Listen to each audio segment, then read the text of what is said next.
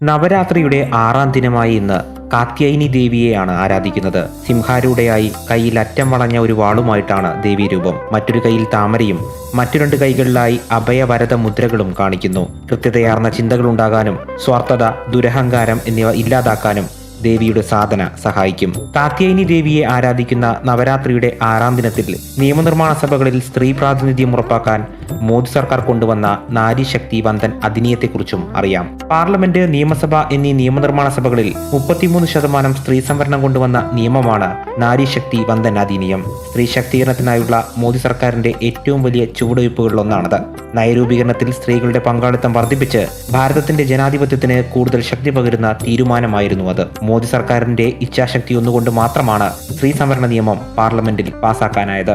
നവരാത്രിയുടെ 6ാം ദിനത്തിൽ കൂടുതൽ വനിതാ നേതാക്കളെ സൃഷ്ടിക്കുന്ന ഈ ചരിത്ര നിയമനിർമ്മാണത്തെയും നമുക്ക് ആഘോഷമാക്കാം.